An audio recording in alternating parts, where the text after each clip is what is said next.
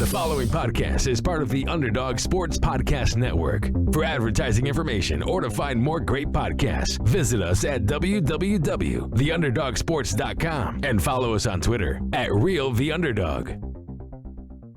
Okay. Well, just for the record, we got the Sunny in Phoenix too. 52 to...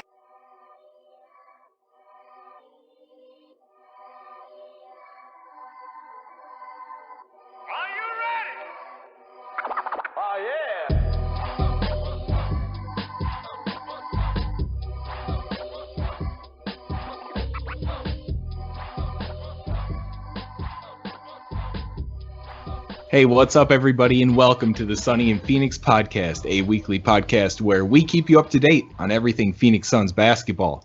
My name is Charlie Erling, and as always, I'm joined by Mitch Crumpetich. My catchphrase starts next week. Ooh, there we go. I like that. You bring the listeners back for something to find out next week, and I'm excited for a new catchphrase myself, so I like that. Yeah, I need it. The Sands fan meme is gone. It's over. It's done its job. Yeah. All right. This week on the episode, we'll talk about Kelly Oubre's knee injury and a guy that we might be bringing in to replace him somewhat. After that, we'll do game recaps against the Clippers, Pistons, and Warriors, and we'll talk about this week's games against the Raptors, Blazers, and Bucks. Follow us on Twitter at SunnyandPHXPod. Same thing for Instagram. Go on iTunes, leave us a 5-star review and a comment, and you will get a shout out on the show. Update on our bet question. Shout out to at Sunderous Dunks on Twitter and 2 random Clippers fans who I'm not going to say their names because, get out of here. For getting our question correct, we were guessing Ricky Rubio steals. Sunderous Dunks got it right with 3. He reclaims his throne of sorts. As far as it goes between the two of us, Charlie won this one, but I had already won February, so I win the shortest month of the year. Shout out Leap Day as well. So I won February, and we will start March as we record today. So shout out again to at Sunderous Dunks on Twitter for reclaiming his throne in the bet question. All right, and we'll sadly open up the show talking about Kelly Oubre's injury, and this looks like a meniscus tear on his right knee, and this came from the team doctors, and he's still looking for a second opinion. We haven't heard anything back about that, but Monty Williams was quoted saying that we wouldn't be playing with Kelly for a while. So this is obviously a pretty rough time for the Suns, especially with the last week of games since we've been missing him. A few pretty tough losses all right in a row. So let's talk a little bit about Kelly. And is he the main reason for these struggles that we've just been having? I think he's a big part of it. Kelly Oubre is clearly the heart and soul of our team. From being at the games, normally they do a little mosh pit, It kind of went around on Twitter after the first few games of the season where everyone gets hyped, they push each other around, run around in a circle, do a little bit of a mosh pit kind of thing. And then Kelly usually does a little dance and breaks the huddle. And he's really excited about it. Let me tell you, these mosh pits have been very sad without Kelly. Mostly guys just kind of standing there. Maybe one of the young guys kind of running around, mixing it up a bit, but they've been lame. So that's an area where he really has an effect. And then on the court, Kelly Oubre is our second best 3-point shooter. So that hurts. He's athletic. He scores for us pretty well. This is really tough. I think it's a big reason why we're losing. And, just not having that emotional leader, that vocal leader in Kelly is really hurting the team. Right. I think so, too. Kelly is the vocal leader on the floor, and guys get hyped when he makes big plays, too. We're missing that. The Kelly Oubre dunks that get everybody in the gym excited. That gets the team excited. And we're missing out on that, too. Defensively, he's playing the passing lanes. He's blocking shots every once in a while. Just everything he brings we're sorely missing right now. And then you look at, we have Mikal Bridges in there starting for him. And Mikal's been playing pretty decently over this week. I think he's been in double figures each game. But it's still not the offensive output that we need, that we're missing from Kelly. I don't know if Mikal can fill those shoes right now. And then you look at Cam Johnson coming off the bench.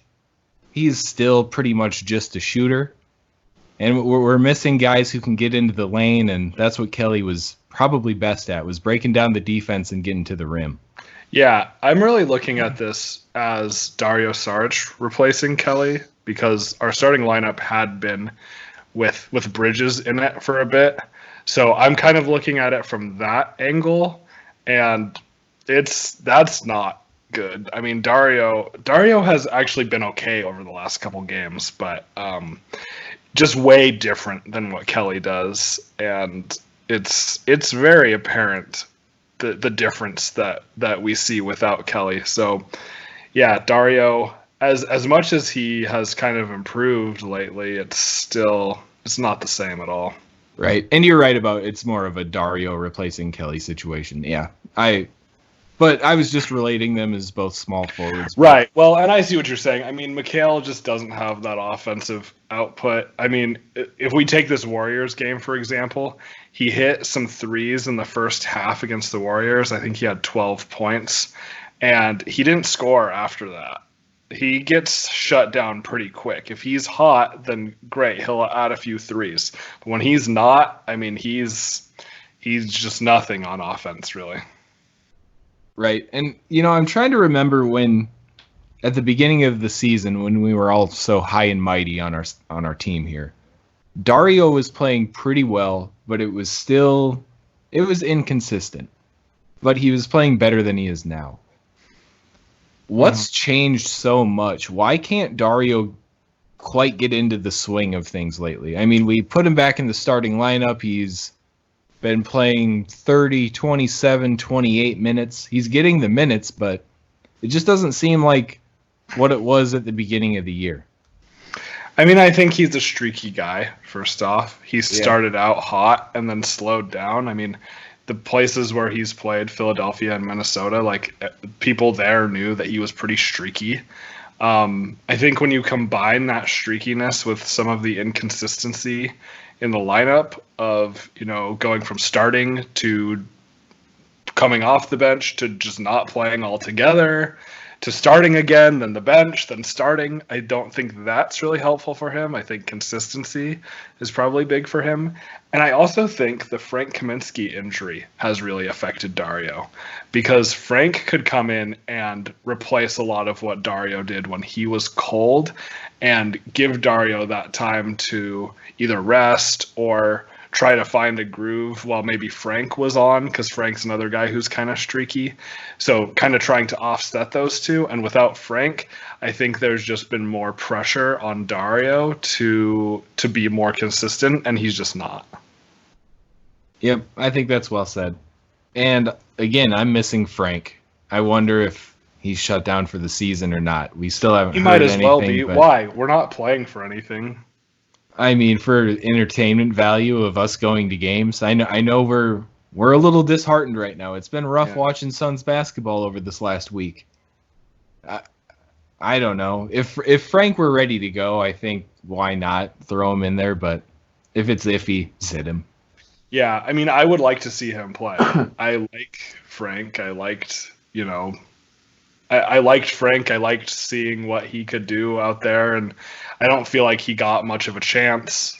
But at this point, with this few games left, and I don't know. If he's at all hurt, keep him on bench.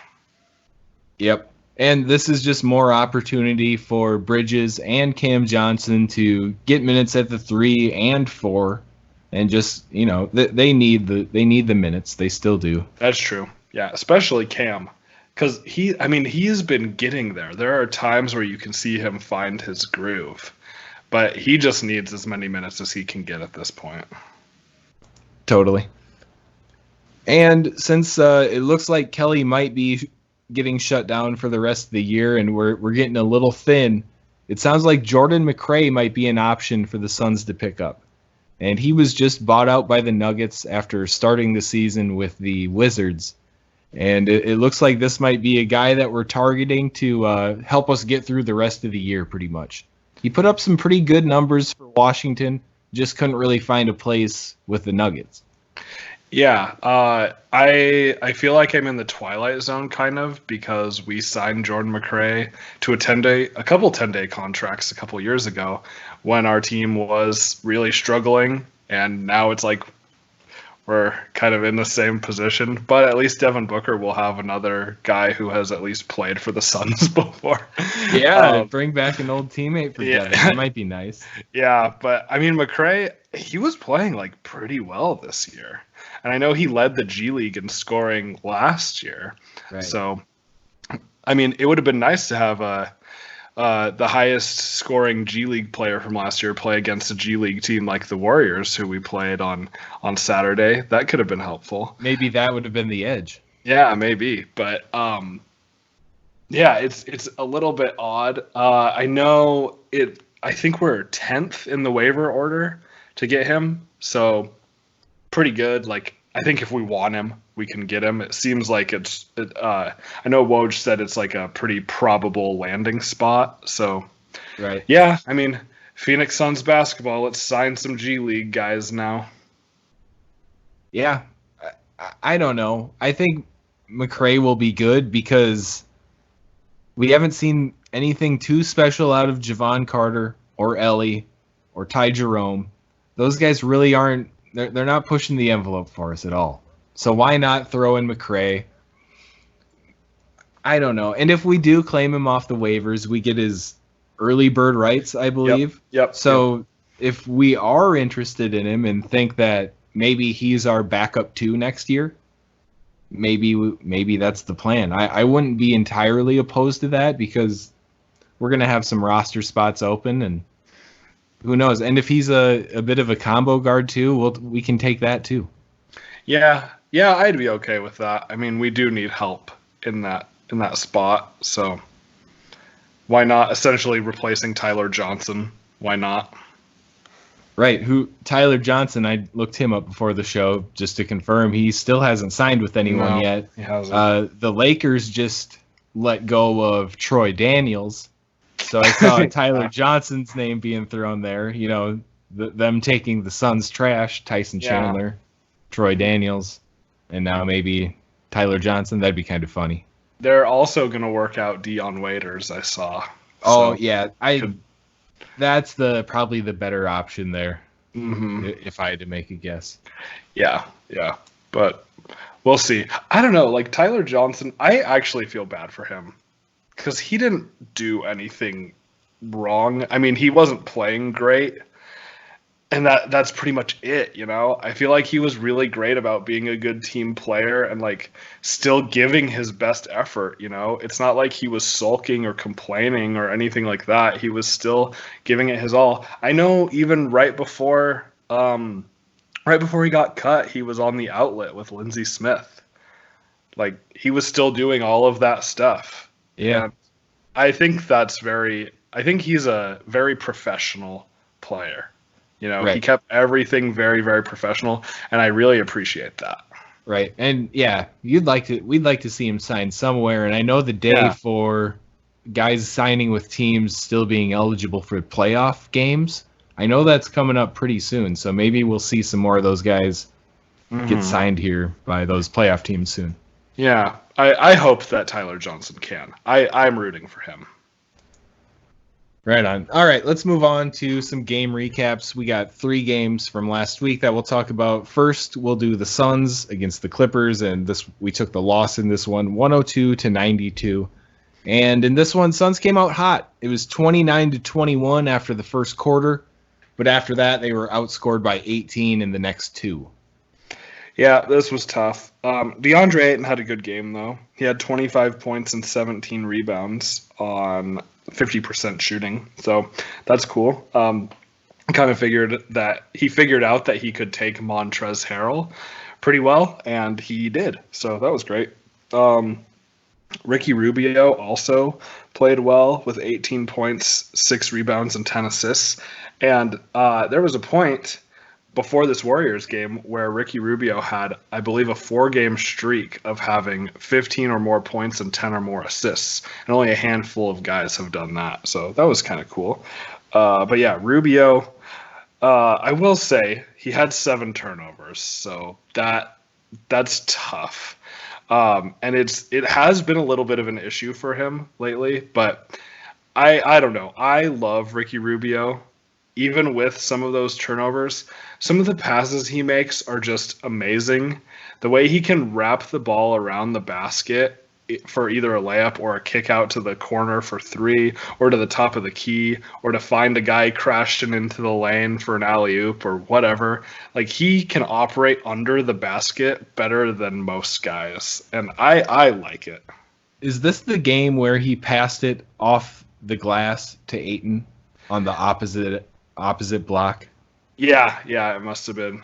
It took me a couple watches to see exactly what happened, but he kind of just angled it off the edge of the glass so it'd be easily rebounded by Ayton. I don't know if they would have counted that as a rebound for him, or if it would have been an assist had he made the bucket. I think he got fouled on it.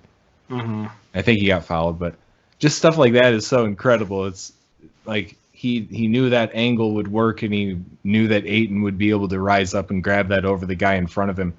Who else is doing that? That's right. That's crazy. Yeah, Rubio is a smart player. So, yeah. I mean, aside from those guys, though, I mean, Booker struggled. 5 for 19 shooting, 1 for 8 from 3. Booker. I mean, Devin Booker is still my favorite player. I love him. But he has had some struggles. Yeah, and then, it's been a rough week for Booker, that's for sure. Yeah. And then, I mean, it's the same story with the bench. Cam Johnson had a good game. He had 11 points on 4 for 8 shooting, 3 for 6 from 3. That's all we can ask from him. But everyone else, I mean, if you take away Cam Johnson, our bench scored 9 points. Like, that's rough. 20 total, and 11 of them from Cam. You're not going to win many games when your bench is giving you that little. And then, I mean, for the Clippers, I know no one wants to hear this, but Marcus Morris played well. 18 points. That, I think, was 18 his season high? Probably no, it wasn't his season high. It was Clippers high. Clippers high, yeah. He hadn't been on the Clippers for very long, but right. Like those guys, like Marcus Morris, always plays us tough. I know 6 for 14 isn't amazing, but his 18 points made a big difference, especially that 4 for 8 from 3. That made a big difference. And then Kawhi had a good game. 24 points, 14 rebounds, 5 assists. Paul George didn't have a very good game. He only had 11 points. But I don't know. This was just a case of us playing poorly rather than them playing that well. I mean, they only scored 102 points, but they're a good defensive team, and we have just been cold as ice. So, yeah, 102-92, like, come on. Yeah, that's an interesting one, and you think Devin Booker with only 14 points, if he has a normal game, put up 25, we win the game since we lost by 10. But then again, Paul George had been struggling at this time. I'm not sure if he's got out of his funk, but had he had a normal game, they would have blown us out. Right. Yep. That's pretty much it. I mean, I didn't like watching this game. It wasn't very fun. No, it wasn't very fun watching any of the games this week. Right. Yeah. I mean, I was just going to say, to talk about another game I didn't like watching, which was the best of the week, was this loss to the Pistons. The Pistons, okay, let me tell you who the Pistons started. John Henson, who I didn't know was even still in the league. Derrick Rose, Tony Snell, Christian Wood. Christian Wood's good. Derrick Rose still having his resurgence. And a guy who I don't even know how to say his name. Svi. I'm just going to leave it at that. I think it's Mikhailuk, or something Svi like that. Mikhailuk. That starting lineup beat us. That starting lineup did beat us. And Brandon Knight. Yeah. Brandon Knight tied for their second highest scorer with 19 points, 5 for 11 from 3, 7 for 14 from the floor. And this was his highest scoring output in a game since he wore a Suns jersey. How does that make us feel? Not good? Horrible. That's I saw bad. they put Brandon Knight in, and I was like, oh, great, we're going to win easily. No, we lost. Thon Maker plays for the Pistons, and we lost. It's rough. It's really rough. And, our whole starting lineup is in double figures. You get 20 out of 8, and you get 26 out of Booker. Our bench scores a few points. 26? Which is better than normal for us. 25? Yeah. But I mean, okay, Javon Carter with 3 points in 21 minutes. Come on. That's rough. Baines only played 12 minutes, 7 points, which, that makes sense. We had to play Ayton a lot. Just because they don't have much size. The Pistons didn't have much size. But Ayton has 20 and 10 on 10 for 12 shooting, which is fine. I mean, Ayton needs to shoot more. And, we were kind of talking about this before we started recording, just, kind of recapping the week. And Ayton didn't get the ball nearly enough. And when they tried, a lot of times the passes were bad, or, we had turnovers. Rubio had 1 turnover. Sarge had 3. Booker had 6. Ayton had 3 turnovers himself. So it's like, I don't know. He should have shot the ball 25 times, not 12. Yeah, 10 for 12 from the floor. That means you're scoring very, very efficiently. You shouldn't get the ball yanked away from you. You should be putting up 20 shots. But on the other side of it, he only shot 1 free throw in this game. Oh, excuse me. No, 1 free throw in this game. And he missed 0 for 1, and he missed it. He needs to be getting to the line a few times per game. As a big man, with the amount of offensive rebounds that he normally grabs, he had 3 in this game.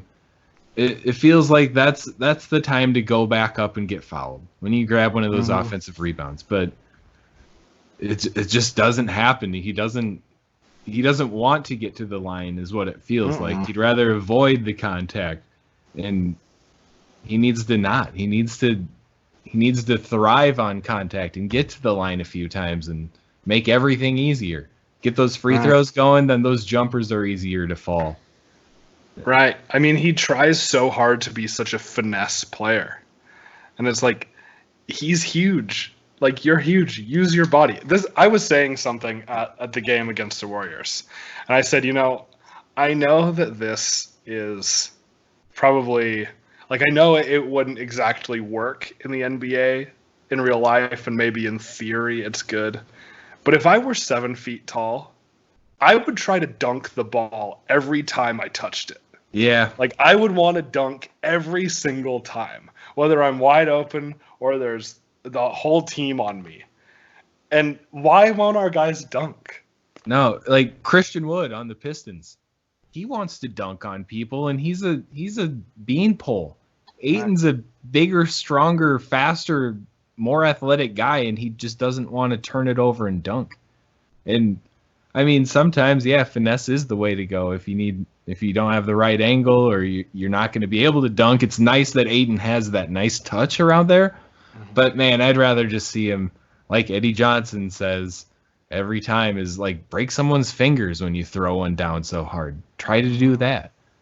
I want Ayton's goal to be to tear down a backboard. Yeah, get him on that Shaq diet. Yes. Like, I want him to be in shape, but like, dunk it. You're 7 feet tall. He plays like he's 6 feet tall. Yeah. Yeah. It's tough, and it's not going to get any better when we talk about this Knicks game. It's the loss to the Golden State Warriors. Final score 115-99. Suns come out and score 41 points in the first quarter.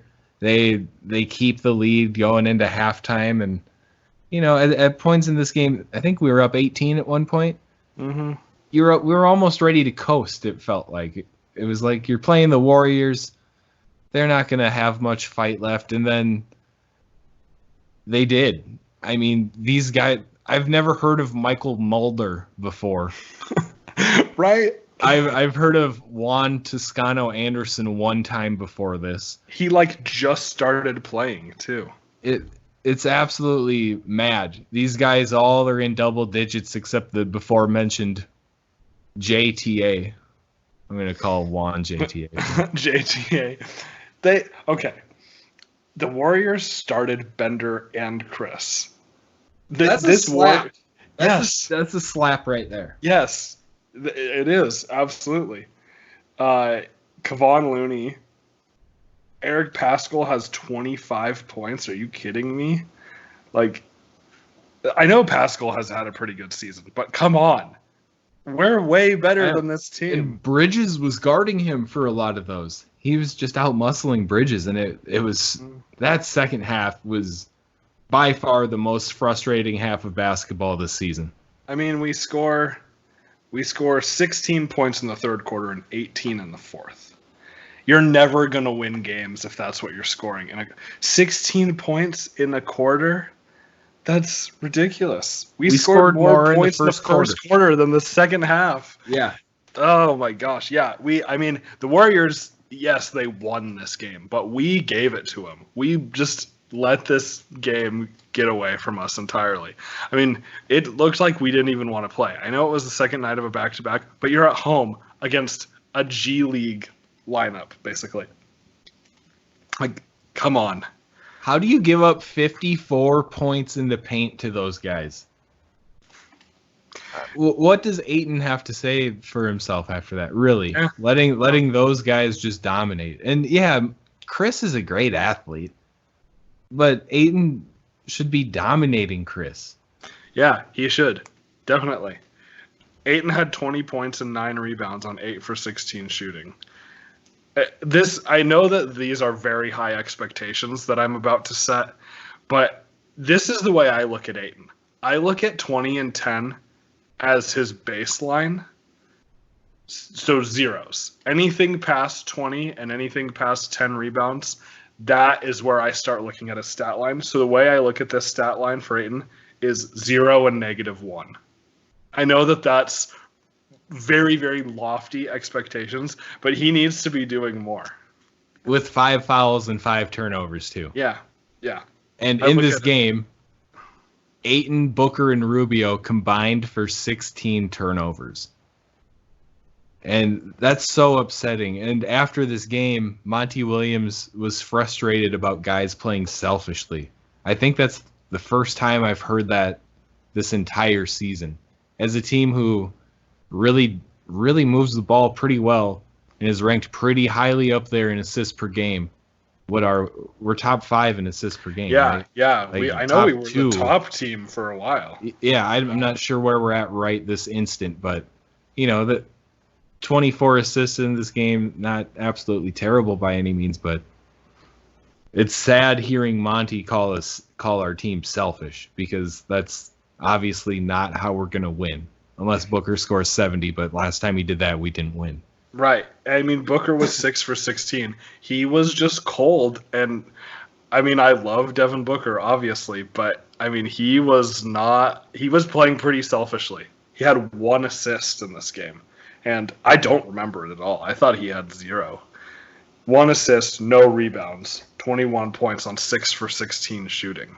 And to nitpick on Booker a little more, I don't even know if you call this nitpicking, but he had 6 rebounds over the last 3 games, and all of those 6 rebounds came against the Pistons. So in 2 out of 3 games, 0 rebounds. Yeah. That just shows that he's not hustling, not even, I don't know. Was he crashing the glass at all, or was he just waiting for an outlet pass? No, just waiting. And then, I mean, even when he did get the ball, he missed a lot of shots. And normally he's very good at recognizing, okay, I'm a little bit off. I'm going to move the ball to someone who's on. I mean, Mikal Bridges, for instance, in the first half. So I brought this up. He had 12 points in the first half. So he did score 3 more points in the second.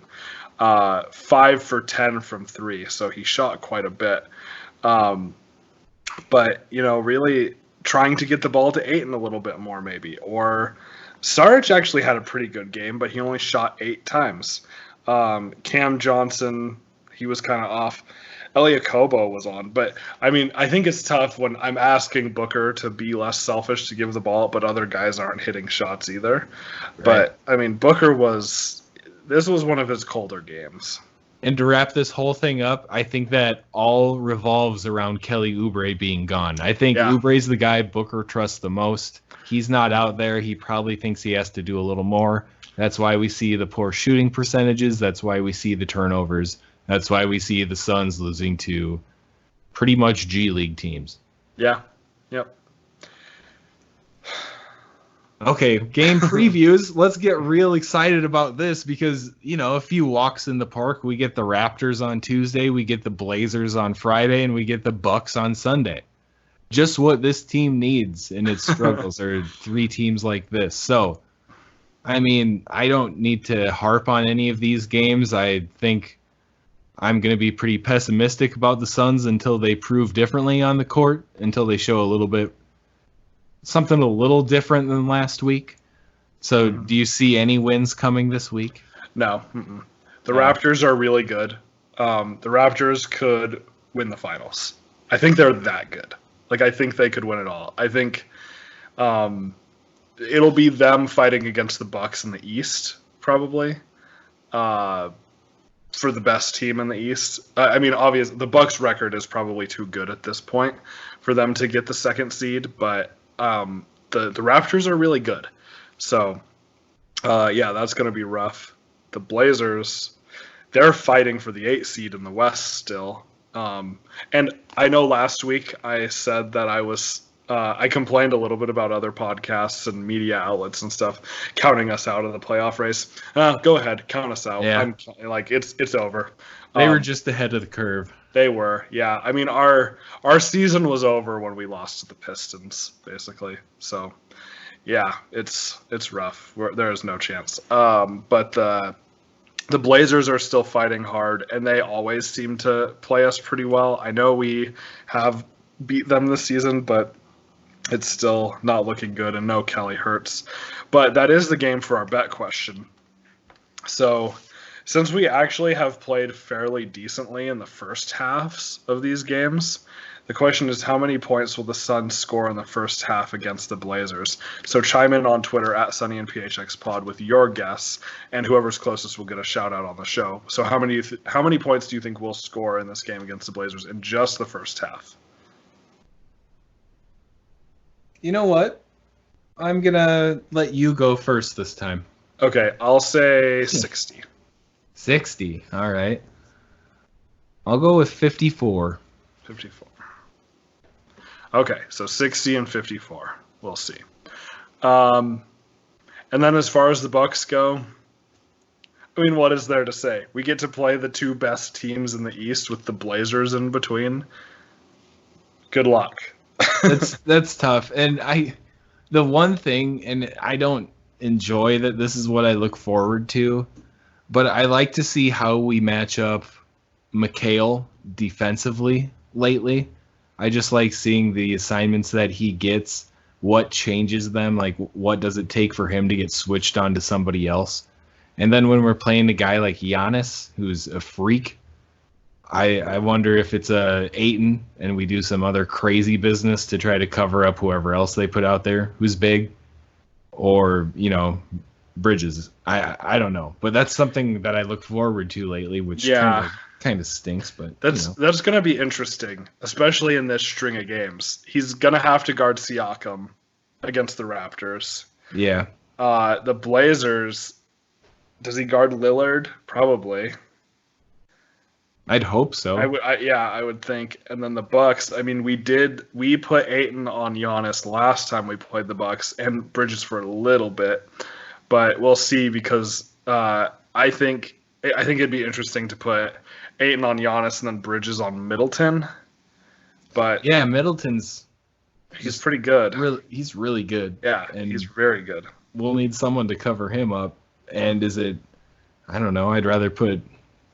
I think I'd rather go Ayton on Giannis, Bridges on Middleton. I think that'd probably be the Yeah. way to attack it. Then Dario on Lopez, if that's who they're still starting, I assume. Yeah, probably. Yeah, that's going to be rough. Yeah, it's going to be a tough week for Suns fans, so I guess hang in there. Good luck, Suns. All right, that brings us to our non-sports section of the show. This was inspired because Charlie was in Sedona over the past few days and saw a lot of wildlife. Heard some sounds, saw some things, I take it. Yeah. Saw a bobcat go. I think it was a bobcat. I'm pretty sure it was a bobcat, but it walked just behind the backyard of our Airbnb, and it just strolled by like it didn't have a care in the world. It was pretty crazy. I don't think I'd ever seen one before, especially in the wild. And then the coyotes were going wild at night. It was pretty cool to hear them all just howling, and you could tell they were in different spots. Oh, yeah. They were talking back and forth, I think was the case. It was pretty cool. That's cool. You know, that reminds me of something. You know how bats use that echolocation, right? Yeah. For a long time, we've thought bats were like really smart using sonar and echolocation and all this with their sounds. But I saw an article recently about these new cameras. We have a lot of new technology for recording like high speeds at night and things like that. And so researchers have been recording bats, and it turns out they're like really stupid actually. And they just fly into each other and like walls and stuff all the time. And like what we knew of bats was like pretty wrong. So I thought that was kind of funny. Well, but I've never liked bats, and I don't like them anymore now. But our question this week is, what is your wildest encounter with an animal? Okay, so mine have all been very tame. I can't think of a situation where I've ever felt in danger of a wild animal, but I do just have the weirdest one. We were driving home from a friend who lived out in the country. This is South Dakota, so out, all it is fields, farm fields, the southern D, gravel roads, fields, nothing to see for miles and miles. So we're driving through, and we turn onto a gravel road, and we see a big buck, a big deer, a big buck, and it starts coming towards us, and as we're turning, it's running directly parallel to our car. And I was sitting in the back seat behind the driver, and the deer was literally right next to me. And we were all looking at each other, kind of wondering, like, what's going on here? This seems weird. Normally the deers try to stay away from vehicles. And this deer just stayed pace with us. And we tried speeding up, and we were going like 25, 30 miles per hour after the turn. Deer's still with us. We speed up. I'm not sure exactly how fast we were going, but we saw the deer turned it on. Like, it was sprinting right next to our vehicle. And then all of a sudden, it smashes into the back end of the car. So like right behind where I was sitting, it just hits its head against the back, and then it kind of staggers off and then runs into the field. And we got out and looked, and there were like these scratches from the antlers in the back of his car, and there was like a face smudge on that you could see from the dust. It was so weird. Jeez. And this deer was like, it wanted to fight or something. I don't know what it was, but the fact that it sped up to stay in pace with us was really crazy. That is odd. Yeah. Maybe it had some sort of, I don't know. Do they get rabies or something that affects their brains to some extent? I know there was a few years back, there was this prion that was going around in a lot of deer. That's a brain situation, right? Yep. And it's not like a virus or a bacteria. It's its own thing, but it really affected deer. And I know it would make them do some pretty nutty things. So, I mean, I'm not an expert, but I do remember hearing that would line up, because I had never, I've seen thousands of deers cross the road or even running in the ditch, but I've never seen one run up next to a car and try to stay with it. It was that's wild. Huh. I've got a pretty wild encounter. This was when I was a kid. I think I was in 4th grade. Casper, Wyoming, where I grew up. I was outside with one of my friends who was my neighbor, and we were just throwing the football around a little bit, just playing catch. It was a pretty nice day out, but some clouds started rolling in and started to rain.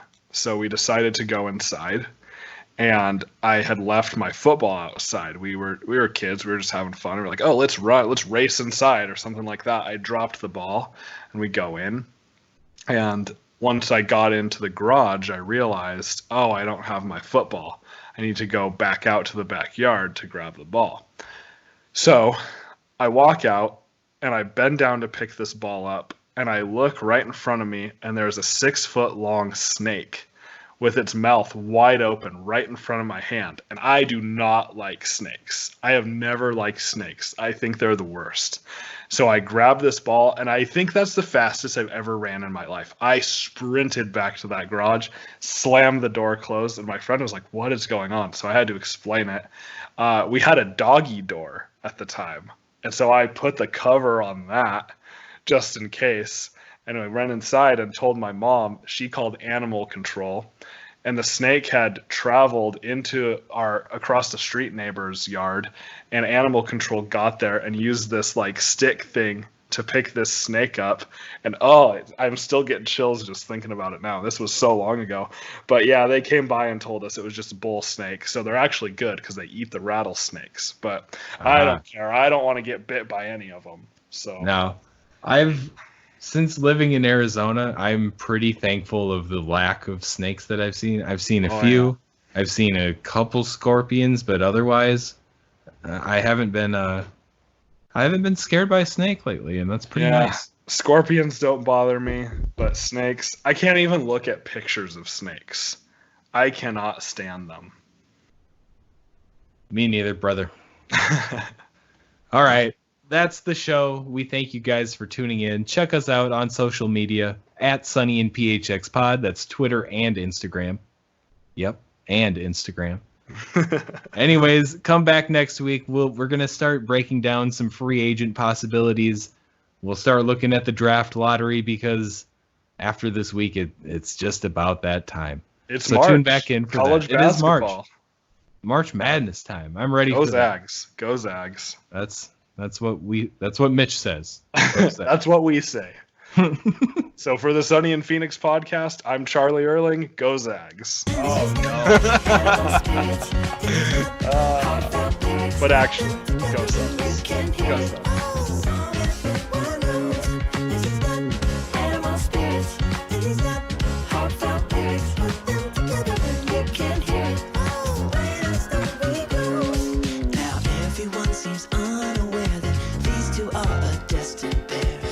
Checked out their astral chart.